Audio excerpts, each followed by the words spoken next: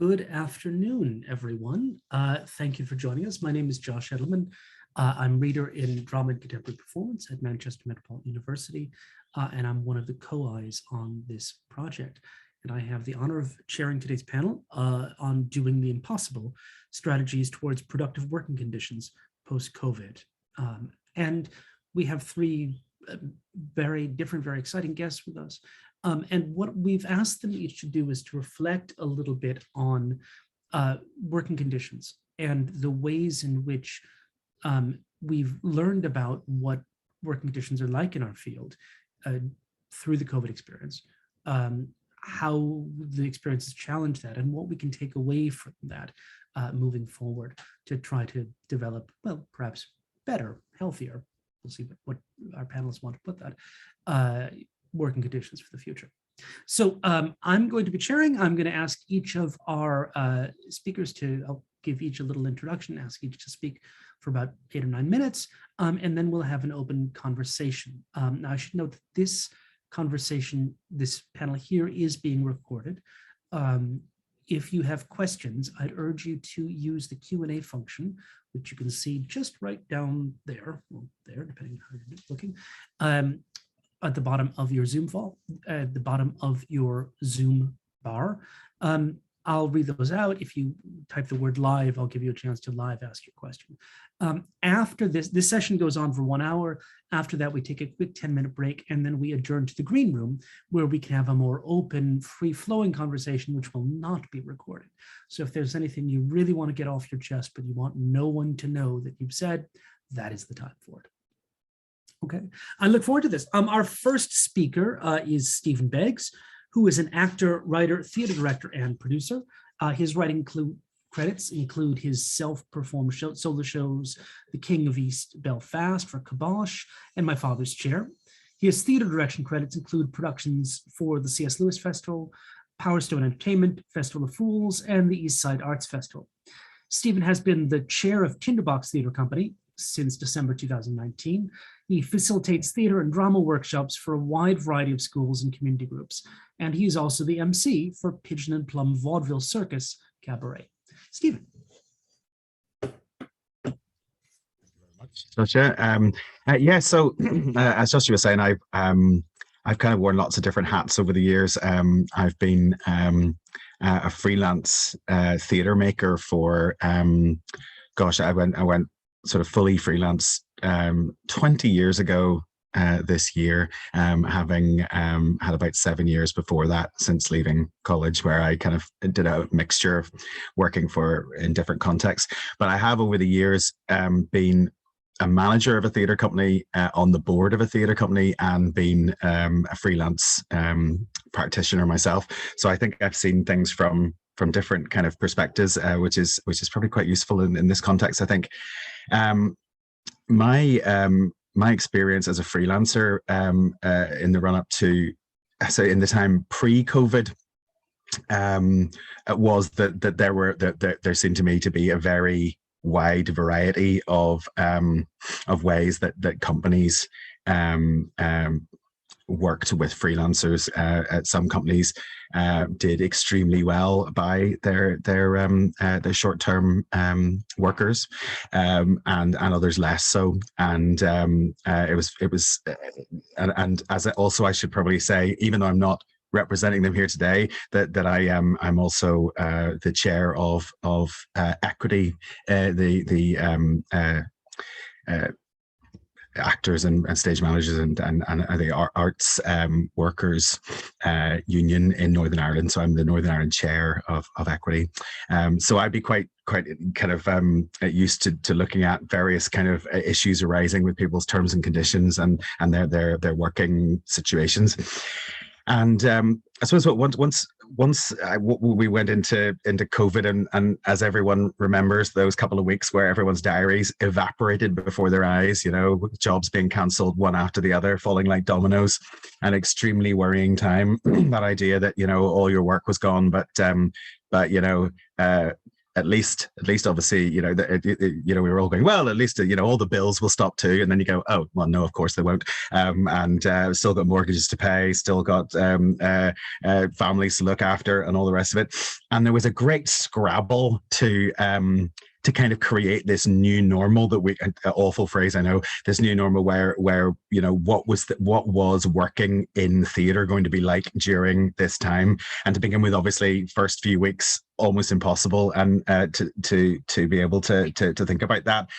And it was very interesting how, again, you noticed the companies that worked really, really hard to do the right thing by freelancers in terms of cancelled contracts, which one of the first things I noticed. You know, it was so many people were working so hard to be able to pay people some of their contract or all of it. And I know that Equity worked on very much on a case by case basis, because they knew it wasn't going to be possible for every company to do that.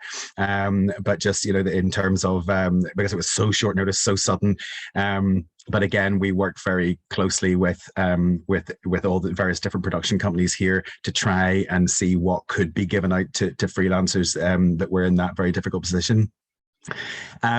And over the course of time during COVID, when we all got so very kind of expert in moving online, doing a lot of, I did so many Zoom workshops. My goodness, I could see it far enough, but here we are back on Zoom again. But in terms of, I to begin with, I couldn't even contemplate how you would do a drama workshop, a theatre workshop over Zoom. And lo and behold, we all ended up in that position. But what was very interesting for me was the way companies started approaching recorded performances.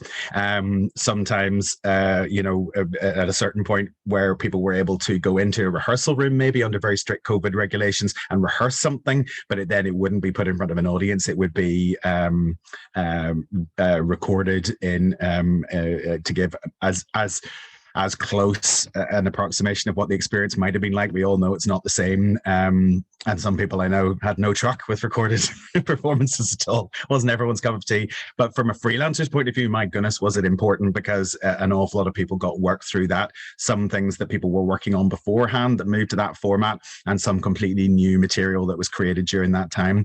And again, again, with my Equity hat on, but obviously speaking from a freelancer's point of view as well, it was very important during that time that we worked very hard to make sure that that people were being paid correctly and under the right terms and conditions for that kind of material.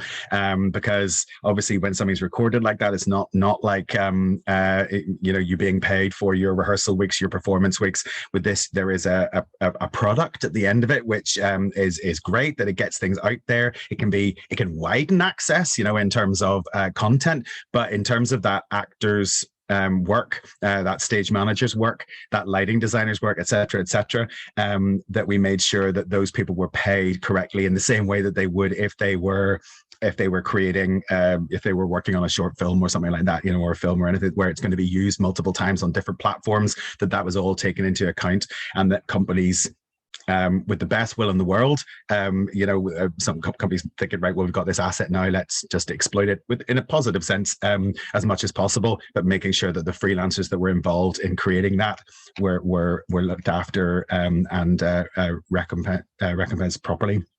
And again, that continues now, because there's always people realize now that there were huge advantages to having the recorded thing instead of just the old sort of archive film that we might have taken of work, that it's great to be able to do it in a hybrid way, that you can watch it online or on stage. Who knows what the future is going to hold? This seems to be a model going forward. So again, it's very important that we make sure that that is monitored and that people are paid properly during that time. During a time of squeezed budgets that we now find ourselves in, it is very important that we don't let terms and conditions and people's working practice slide, because I think that's the thing. When you already notice, the number of one-person shows that are now going out there, of course they are, budgets are squeezed, but we've got to make sure that within that we don't start that companies don't start turning to freelancers and going, look, we've only got this amount of money, we need to be able to cut this, and this. We still want to go ahead. Do you want to go ahead? And putting people in that very difficult position of really wanting to work, but not but people cannot be taken advantage of in that way. If you don't have the correct money to produce, to do it properly, alter what you're producing, in terms of being able to make sure that those people that are working are being taken care of. Things like holiday pay, subsistence payments, all that kind of stuff, especially when we're coming into festival season in the summer, that those things are being looked at, and that we're not letting things slide because budgets are very tight. And it's worth pointing out to funders as well, that if the funding isn't, that companies have to actually remove projects, and it's awful, but that has to go, rather than us death by 1,000 cuts and slicing projects down to the bare bones, and freelancers not being looked after properly. That sort of concept as well of productions being done with sort of partially paid casts as well, where some of the casts are being paid and then there are people who aren't being paid. Sort of that what used to be kind of starting off as like having a community chorus, except that is encroaching more and more in certain productions I'm seeing into the main cast, where people are being asked to rehearse in the same manner as the people who are being paid in the cast, same timings, same location, but yet some of them are being paid, some of them aren't. That can't happen, and we need to make sure that's kept a very close eye on. We also, I think, coming out of COVID, we need to make sure that we have the balance right between keeping our workers safe and also trying to open up so that people can work, and making sure that our, in equity, certainly we are very, worried about our clinically vulnerable members, our older members, our pregnant members, because quite often we're running into situations where insurance companies that are providing insurance for companies for venues are turning around and saying we won't, or on film sets, that we won't insure someone who's over a particular age, we won't insure someone who's pregnant, people who are going to be very vulnerable to COVID. We need to make sure that discrimination doesn't happen, and that this becomes, that we put this issue back to the insurance companies and say, this is where we are now. This is the world we're operating in, and that we cannot discriminate against these performers, these freelancers on that basis. So again, that idea of of keeping that balance between trying to open up and keeping everyone safe. I think it was interesting during COVID. There was a real interesting juxtaposition between people feeling isolated and people feeling that suddenly we were all in the same boat. That idea of some people actually found, some people who've been struggling anyway with everything that was going on actually found lockdown quite comforting, because everyone was sort of in this together, except that now, as soon as that starts coming away, the inequalities and the imbalances become all the more present, and all the more obvious. And we just need to make sure that we things weren't wonderful before COVID, and we learned so much about what was important in life and what was important in how we treat each other, and about kindness and compassion. It's so important that we remember those things when we move forward, especially in times where money is going to be squeezed so thinly, that we make sure that what is there is used properly, and that people are taken care of. So yeah, that's me. Thank you. Thank you. Thanks very much, Stephen. That was really interesting. I like the idea that we are not sure, all in this alone together. That the experience of the pandemic, really. So hold your questions or write them in the chat in the Q&A, and we will get to them. But first, let me introduce Harold Finley, who is a director, writer, producer, and executive director of the Stage Directors UK, a trustee board member of Theatre Fluid, and a member of the Ambassador Theatre Group's Anti-Racism and Inclusion Committee. He co-founded and produced the Black, Queer, and Fierce Art Festival, which is recognized as the first art festival from Black and queer perspective.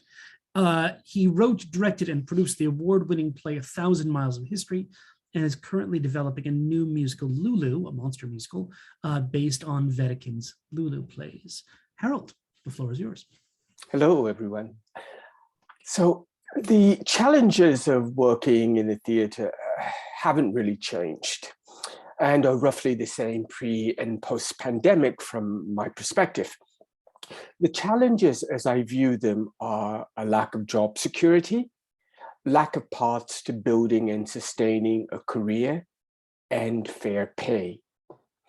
Perhaps what the pandemic has effectively highlighted are the vulnerabilities that freelancers face in general, and how when our industry enters a crisis, we are frequently the last to receive aid or to be listened to.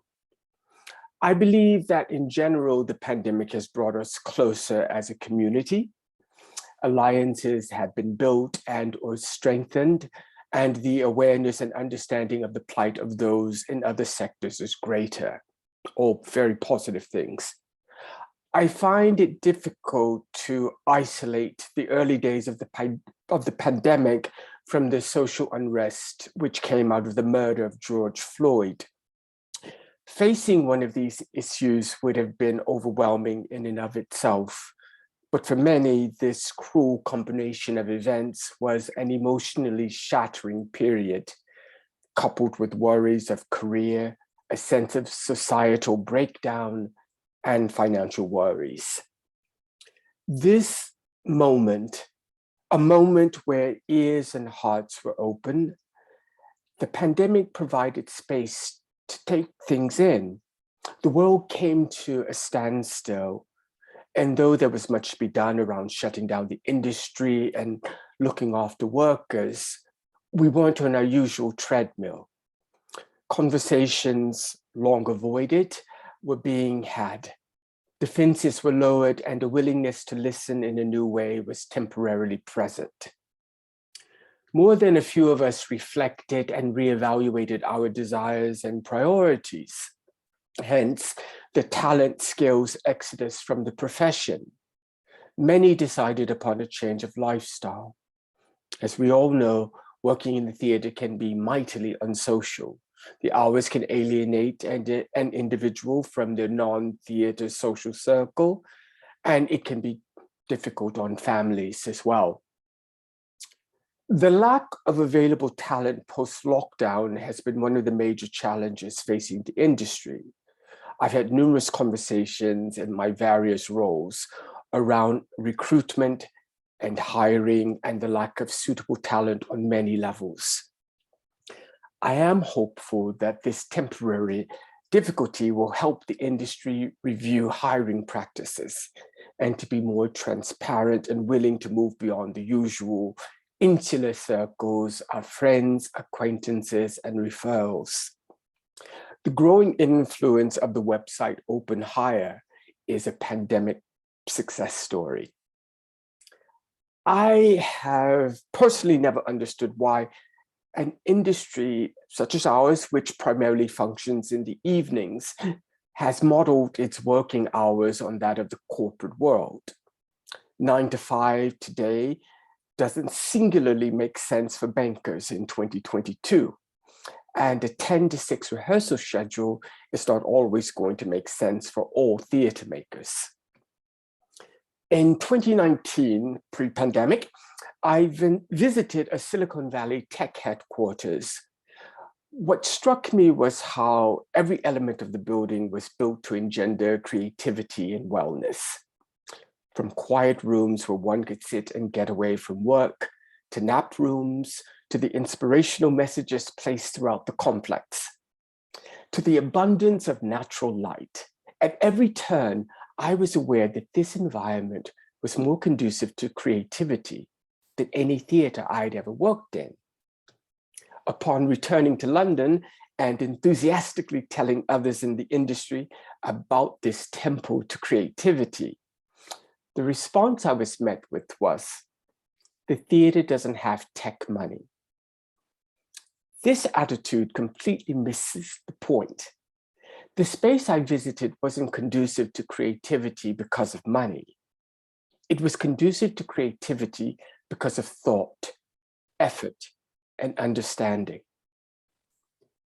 Having endured a pandemic, our industry is still thinking along the same old lines in regards to working conditions and wellness. Yes, we are using more buzzwords around these topics, but from my perspective, nothing has actually changed. At SDUK, one of the changes I've initiated since taking up my position is Wellness Days.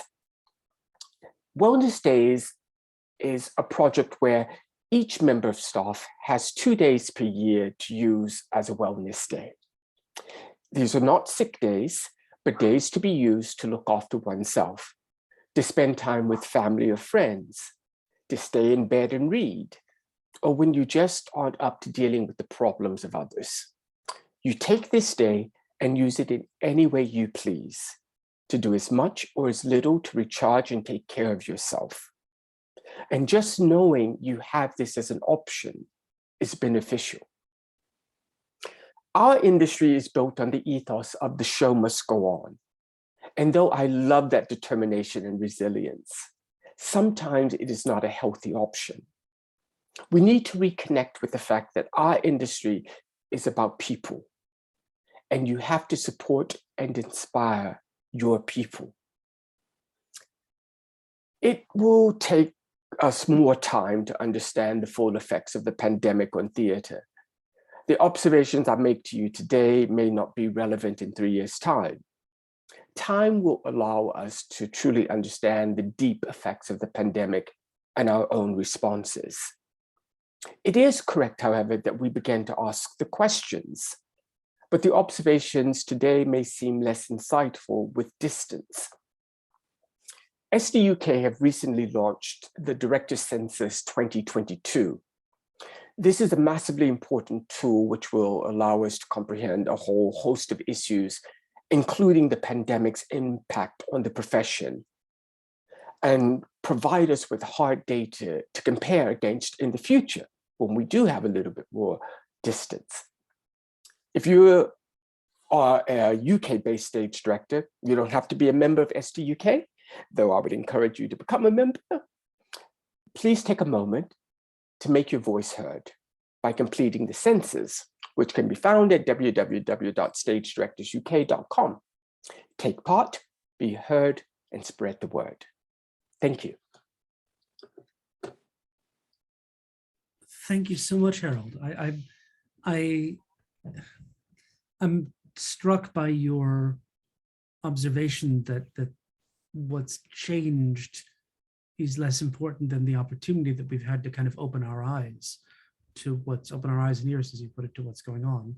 And I think I hear underneath what you're saying some worry, one that I share, so maybe I'm reading into it, that we might have missed a bit of that opportunity. You know, it's not like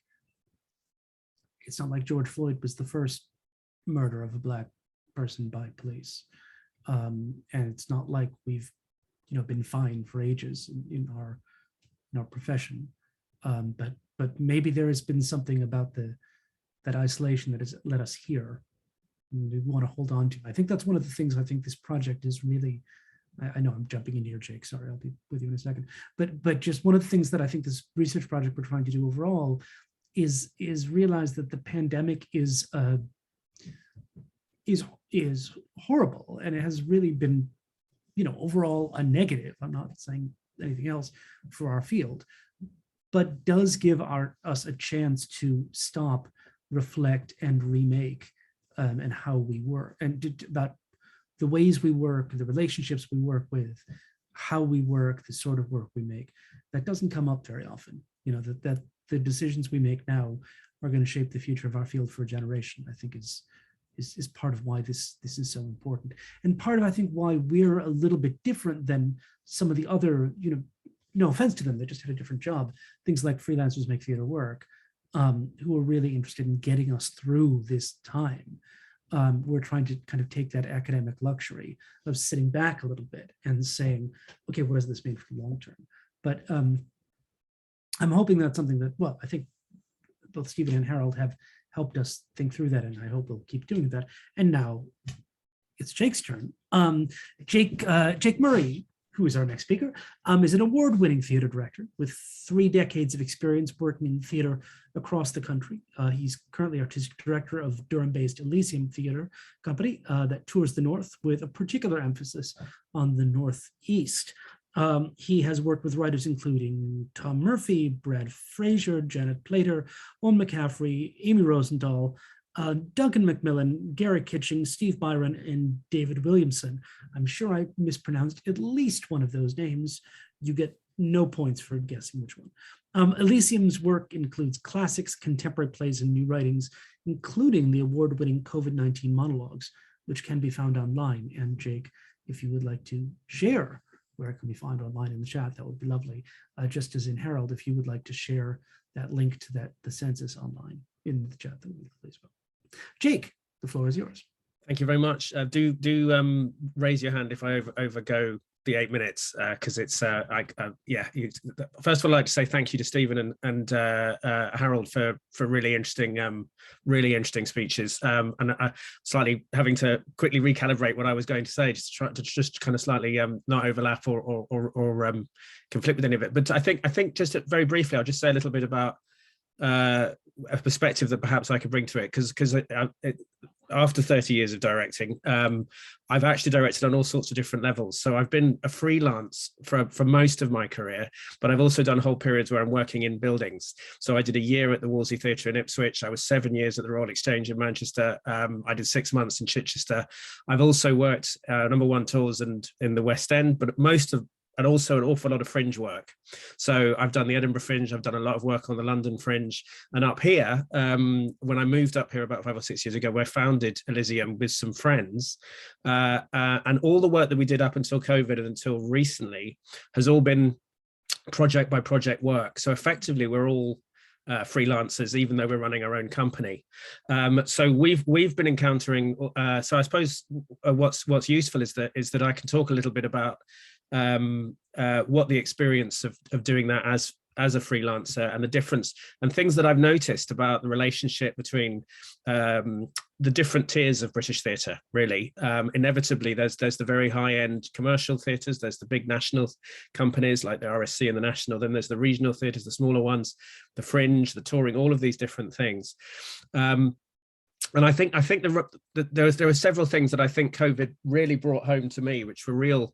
They would always confirm things to me, but they to me drove them home, which I think going forward, all of us need to be thinking about.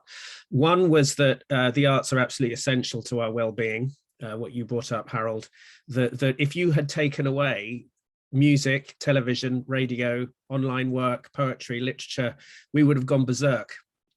We would not have been able to cope in terms of mental health, well-being, feeling of community, of coming together. The arts were absolutely essential to get us through COVID. And I would have thought that had absolutely conclusively proven the value of the creative arts in terms of we always feel that the Anglosphere is the one part of the world where we don't think the arts are important, that it's a luxury. But in fact, that to me absolutely conclusively proved the inspirational quality of the arts.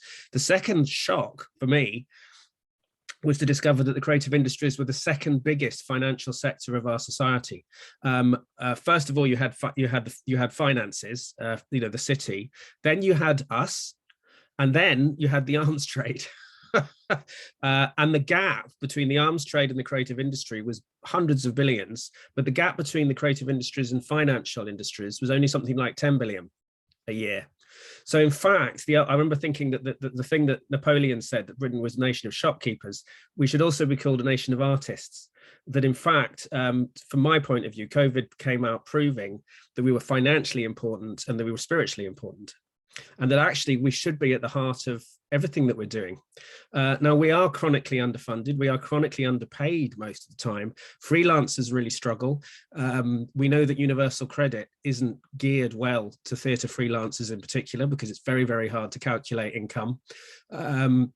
We also know that a vast amount of self-employed freelancers dropped through the gap of the different bailouts that came from the government. And as Harold said, an enormous amount of freelancers have disappeared from the profession. So we're all struggling, having proven that we're essential, we're all actually struggling with a mountain to climb.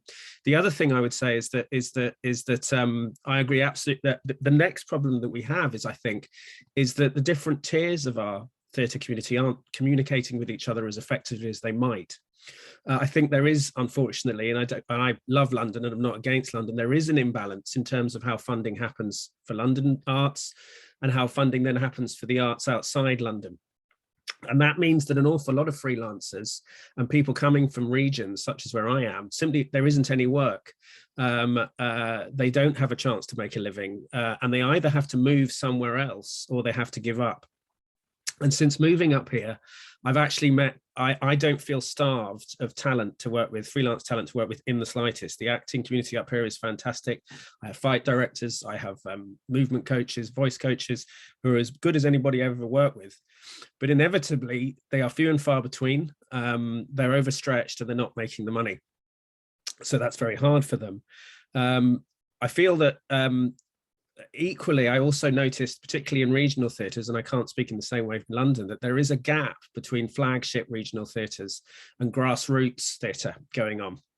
And I can say this, having worked in them, having been at the Royal Exchange, I can say that there was a failure of communication between the interior artistic team and the thriving sort of but struggling art scene outside the building. And I've noticed that working in Birmingham, working up here, working in other cities, that there isn't enough communication between the people battling away beautifully and doing quite exciting work outside the big buildings and the buildings themselves. And on top of which, I think there is a slight struggle in terms of how the big buildings feel they should be programming, because there is a slightly London-centric ideology going on, a set of values, which is fine, but that can also have an interface with the regional communities as well.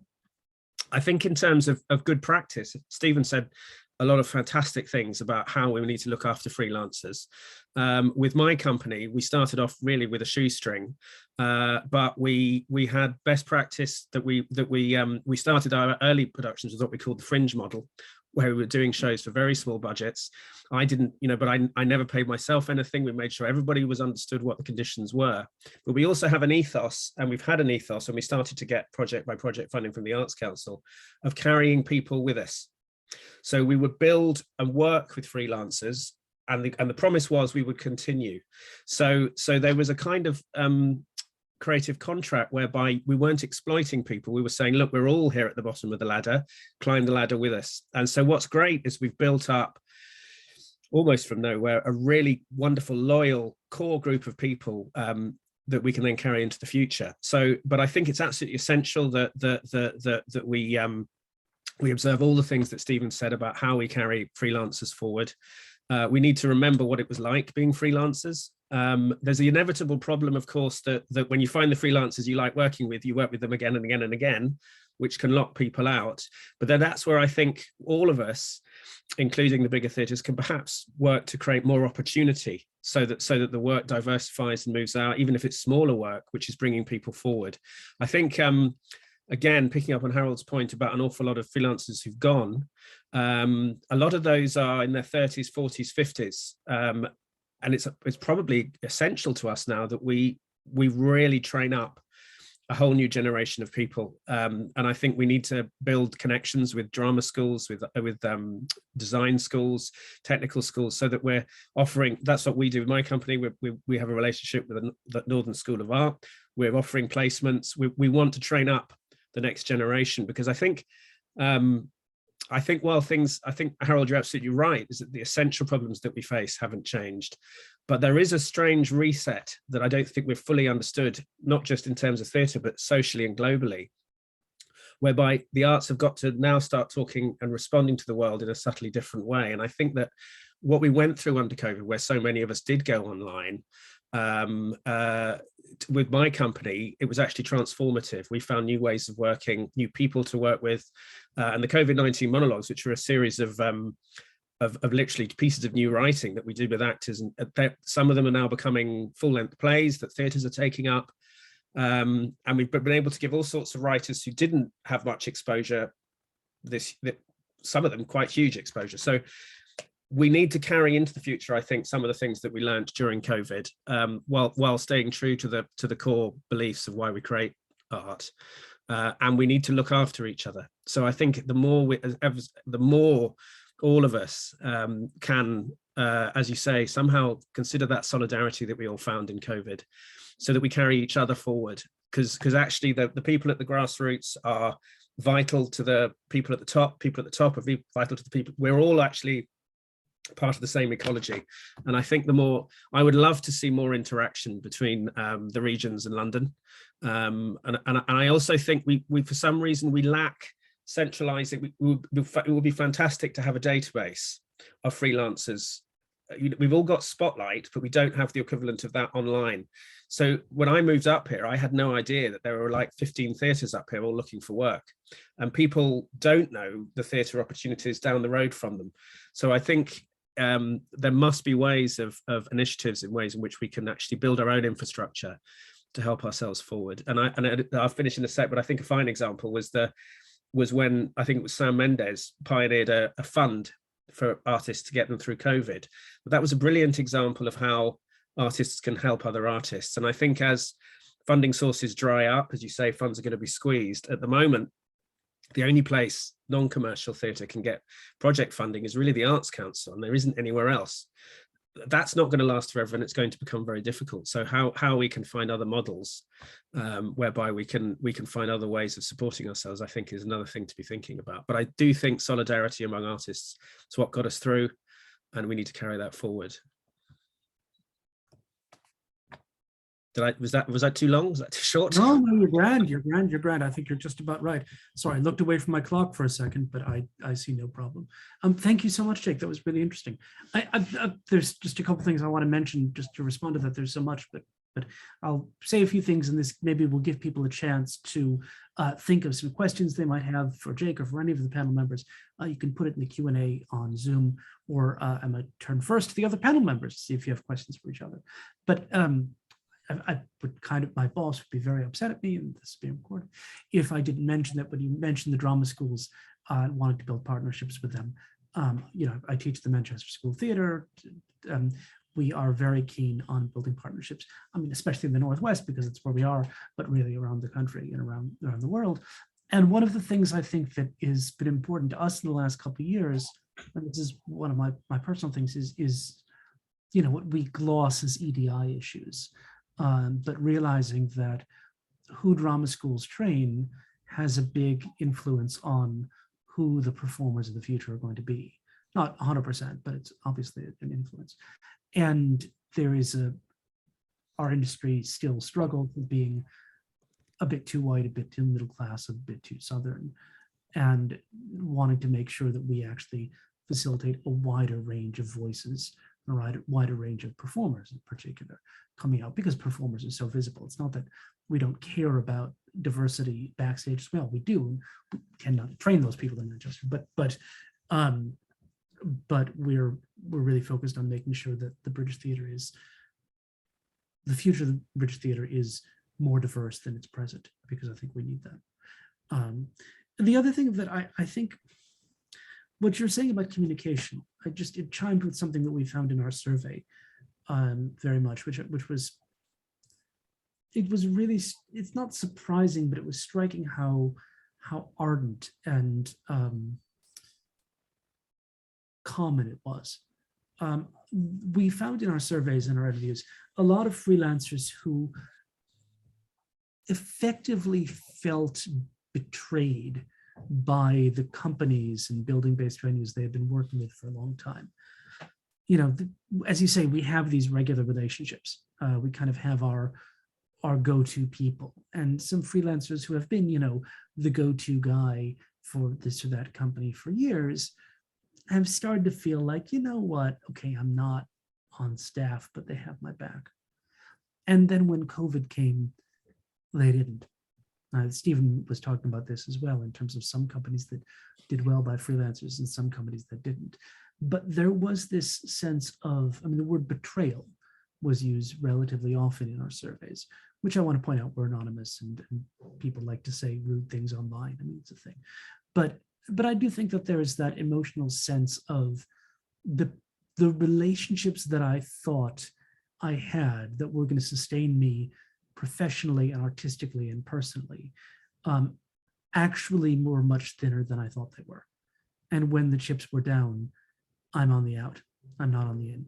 And that was very hard for people. So I think the sort of solidarity that you're talking about, Jake, and the ways in which artists can kind of help each other directly, kind of what I would think of as horizontal solidarity, in addition to kind of vertical or diagonal solidarity, I think is really important. And, there was a panel this morning, we were talking about informal networks of freelancers helping each other, and how important those have been for people, even when there was no money involved. just the sense that the working with others and being in dialogue with others keeps us sane, as well as keeping us busy and employed, and that there is a need for that. It goes back a bit to what Harold was saying, is that it's not just about tech money. It's about thinking in a kind of person-focused way. What do the people we need? What do the people we working with need? Rather than, well, they're lucky to have a job at all, so let's put them in a concrete bunker, and of course they're not going to complain. Well, no, they might not complain. Doesn't mean they'll like it. These are just some of the ideas that are out there. I have one question in the Q&A, so let me maybe encourage other people to ask more. But Stephen, Harold, Jake, do any of you have questions for each other before I go to the audience? No? No, I can't think of anything. Anything you want to add? I just, Jake, you raised such a really interesting point when you talked about moving and not knowing who's available, what's available in that area. And the Open Hire website that was started during the pandemic, it's a really freelancer-led initiative to start addressing and connecting people, and also giving them more opportunity, freelancers more opportunities, and giving the venues and producers more opportunities to expand who they know and who they engage with. And perhaps there's a more localized approach, maybe a positive thing as well, as opposed to just a UK-wide. It needs to be regional. I think that's the thing, is that actually an awful lot of people in the regions of Britain don't know the opportunities, and they don't know what's actually out there. And in fact, what I found being up here is that actually the doors are wide open. People are desperate for work. They're desperate for good, interesting work. And a lot of the venues have a real commitment to finding local artists. It's just people don't know. Yeah. And I think I'm still discovering theatres that I can be approaching up here, and then suddenly if you look at theatres outside the big cities and you look at what they're programming, there's very little drama travelling around. As you say, Stephen, a lot of one-man shows or one-woman shows, but very little drama, classical or new. So in fact, there are huge opportunities if someone can find the wherewithal to get work out to the regions, to really be getting work out there. But as I say, people don't know. So I agree. I think if we have a nationwide sort of database, it needs to have a regional. You need to be able to home in and find out what's in your area, because there's much more than people think, but there's less than you want. Yeah. I think that seems like a solvable problem, actually. You know what I mean? And I do wonder if this is sort of the thing that, well, I mean, I would think maybe academia can do that, maybe us UK can do that, maybe equity can do that, but there should be some sort of industry body that is able to kind of do that. And it's the one thing I do want to ask, and maybe this is a question for Stephen, or actually for any of you, because you've worked so broadly around the UK, is I do wonder if there's differences here between England, Scotland, Wales, and Northern Ireland in terms of the London centricness as a problem in England. I do wonder if that plays out differently in the other nations than the UK. I don't know if anyone wants to speak to that. In Northern Ireland, I don't think necessarily we feel things I mean, in miniature, quite often people in Northern Ireland say that it's very Belfast centric, you know, because so you get a lot of you get people you know, a lot. I mean, we've Derry up in the northwest, and Belfast, where I'm speaking from now, are the you know, the two largest cities. But you know, ask anyone outside of Belfast, ask anyone in Derry, where's most of the money going, and they'll say Belfast. So it's a kind of a similar picture, but with much smaller numbers. So we wouldn't really kind of see what's happening in England, Scotland, and Wales as being, except that we would quite often look at the per capita funding of the arts and see how incredibly small it is here compared to anywhere else in the UK or in Ireland, and that's always pretty frustrating. One of the things which you mentioned, which I thought, which you were talking about, kind of initiatives to do with finding out who's out there, because I'm sure it's the case as well. I mean, I know that people have had to go and do other jobs. Some of them are coming back to working in the arts again, but others I just haven't been able to. There isn't the work out there to support them. But I have noticed that recently some of our bigger producers, including our main producing house, have brought back and I know it can be people have different opinions on this, but the open auditions of being able to get people through and not just completely open with no end result, which I know can be a bit tricky, putting a lot of pressure on freelancers to come in when there's nothing really, it's great to say, yes, it's widening our experience of who's out there, but there's nothing necessarily coming up. I know that some of the companies and the houses have been doing it with specific projects in mind, but instead of trying to break down that thing of the same old who you know and the regular people that you always see in productions in a particular company or a particular theatre, they are trying to break that down to be able to give people that that kind of foot on the ladder, which is good. And what I said right at the beginning, which you had alluded to, Josh, or that Jake, I think maybe mentioned that idea of how companies, kind of looked after their freelancers. I must say, generally speaking, here it was pretty good. There was that sense that we, all to varying extents, obviously. I mean, because there wasn't a lot of work and not a lot of money out there, but everyone really seemed to be doing what they could to support people, and particularly to support younger, newer people into the profession who probably did fall through some of those, the SEISS grants and everything that that people maybe hadn't been self-employed long enough to qualify for, or had been working that mixture of employed and self-employed, where their employed was too high compared to their self-employed for them to be able to claim those grants. So there was the people were doing their very, very best to create projects that people could do online, and to make sure that any money that was owing to people from projects that didn't happen got to them. There was an interesting thing which, and I don't want in any way to cast aspersions on my local council, but it was because they're generally pretty good at this thing as well. But there was interesting that the St. Patrick's Day parade that was due to happen in March 2020. It was one of the first to fall in the evaporation of diaries. And originally the council said, well, the parade didn't happen, so we can't really honor those, any of the freelancers that were about to be, and the organization, the relatively small arts organization that was organizing the parade, actually petitioned the council and said, we've got all these freelancers, they were relying on this money, relying on this work, their diaries have just exploded. And it was that company lobbying and putting that case to council that everyone got paid for that parade that didn't happen, which I was pretty gobsmacked by. It was early on in the pandemic. We had nothing to compare it to. And I just remember thinking, blimey, this is a small company talking to a big council to protect their freelancers, and I thought that was pretty good, So it was mostly good news stories, I think, and with over here, again, smaller community, maybe, I don't know. It's that thing of there's a bit of almost like a family feeling here with that community, yeah. I don't know if my colleague Kurt is on still, if he has anything if he noticed that difference between Northern Ireland and the rest of the UK.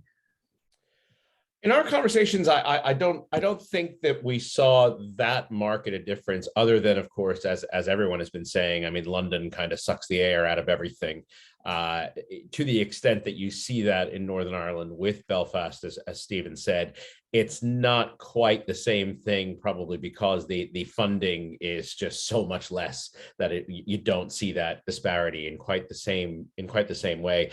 But the impression that I've had through most of the conversations that we've had, I mean, I did mostly interviews with institutional leaders, and I do find, or at least from the conversation we've had, that the issues facing the institutions are not dissimilar across the board. And you know, these conversations are all at once heartening and depressing, because I think everyone's viewpoint seems to be, yes, we really understand that these changes need to be made. We want to make these changes.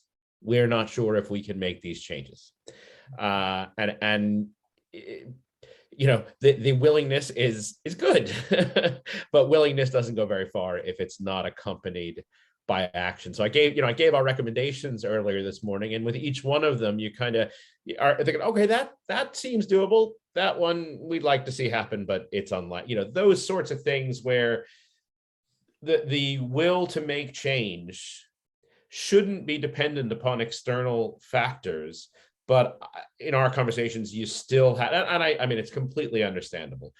Company leaders are necessarily going to guard their own existence. They want to help, but the survival of the company comes first. They know how to run a theater company under the model they had before.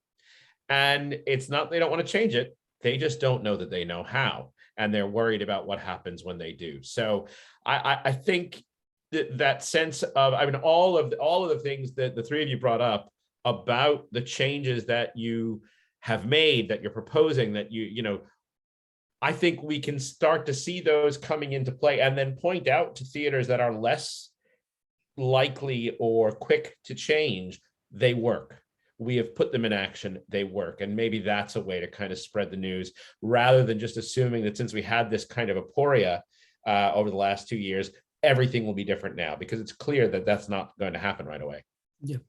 I mean, I absolutely agree, and I think, but so much of it is to do with the fact that a friend of mine put it that everybody's fighting over crumbs, where what we actually need is to make more bread.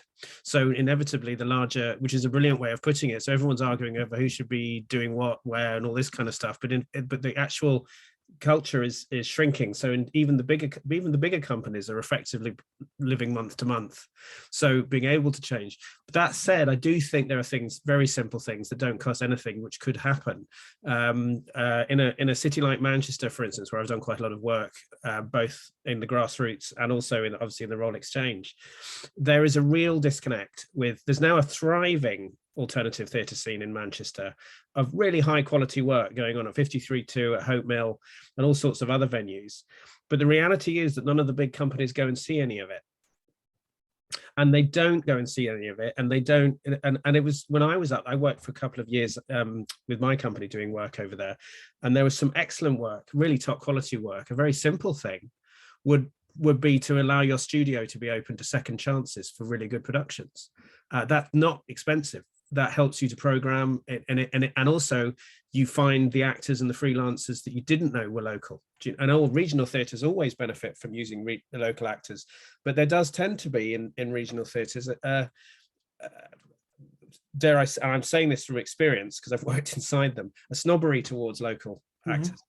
The belief that actually, if you're any good, you must be in London. The amount of actors I know in Manchester or in the Northeast who've had to go to London to audition for a show in the flagship theatre in their home city, that's not hard to change. Do you know what I mean? That's not an expensive change, you know, there it is possible, and the work that goes on in Hope Mill, Alpha Betty in Newcastle is amazing. The energy, the development, and they're not well resourced. It's not hard to go, and you just look at the reviews and say, oh, well, that's obviously good. You don't have to go and see everything, but there are things that can happen. And I know that there's when you mentioned open auditions, Stephen, which can often be a promissory note, you know what I mean? And also inevitably with open auditions, you get all sorts of good people and all sorts of not very good people. And you can't cast them all. And sometimes you get strange, obsessive people who then keep emailing you. But you know, you can be selective and sift, and you can give opportunities, and you can, you know what I mean? So I think there are some changes that can happen which aren't difficult, that aren't the same thing as turning a tanker. It's just maybe just having a little bit more sensitivity and antennae to the wider grassroots ecology, because everybody understands it's hard to get anything on at any level, at the Ambassadors Theatre Group, at the Royal Exchange, at the National. It's never smooth, but there are things I think we can do to help each other and support and nourish, which don't necessarily cost a huge amount of money or are logistically difficult. We have 2 comments in. They've been very patient. One specifically about that, and then I'm sorry, Laura, I'm going to ask you to be even more patient because I want to read the comment that just specifically responds to this, and promise I will get to you, Laura. So an anonymous attendee writes, we can't just rely on developing stroke fast tracking young, oh, it went away. Oh, it's not dismissed. I'll come back to it. I'll come back. Young talent to address our workforce crisis. If employment remains unsustainable in a decade's time, they will quite possibly be forced to leave the industry too. Moving forward, what needs to be done and fast? Do you all think to improve workforce retention amongst the 30, 40, 50s freelancers who are now leaving the theater sector in such high numbers? I mean, it's a huge question, but does anyone want to say about that? We cannot, we need to be nurturing talent at all ages. 100%. And one of the things that's interesting about this industry is that we have an issue that has not been addressed and is rarely discussed right now, and that is ageism in the industry. And we focus so much of our attention on bringing young people into the industry, and we don't think about how to sustain careers, how to keep talent in the industry. And as organizations, as well as whether you're an organization like SDUK or you're an organization like Ambassadors Theatre Group, the question has to be about retention. How do we make these operations a place where we nurture at every level?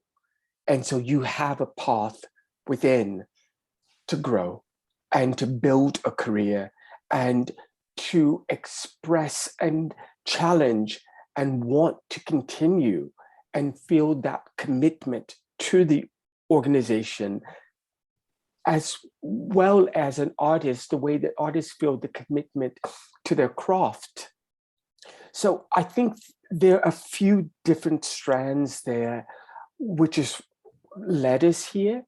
And I'm hoping that this opportunity is going to be one where we can start to really unpick some of these and start to ask the really tough questions. So thank you for that, Harold. We have one more question from Laura, who's been extremely patient. And actually, I just got a message saying that I'm required to end in a minute. So what I'm going to do is I'm going to ask the question, but I'm not going to give you a chance to answer it because I'm going to use that as an excuse to say, hey, everybody, let's take a quick 10-minute break and then join us in the green room. You can find the link in the chat, and it's been there before, to further have discussion. And Harold, the question is specifically for you. Laura Travail asks, how do you challenge the resistance to bringing in your learnings from the tech industry? And where do you think that resistance comes from? And she noticed that she faces the same thing. But I'm going to be very mean, and I'm not going to give you a chance to answer that question now. I'm going to use that as a teaser to give you a chance to answer that. We'll start off in the green room in about 10 minutes with that. But before we go, can I just give a big thank you to all 3 of the panelists for a really wonderful discussion, and for all of you for being here. These are really important issues that sadly we're not going to solve in an hour on Zoom. But you know, having more of these conversations, broadening out that conversation and bringing it to more people, hopefully starts to get that ball rolling a little bit. So let's keep talking. I will see you in 10 minutes in the green room. Thank you all very much. Thank you. Thank you. Thank you very much. Okay. Cheers. Bye. How do we get to the green room? So if you are, I'll stay on for those of you still here.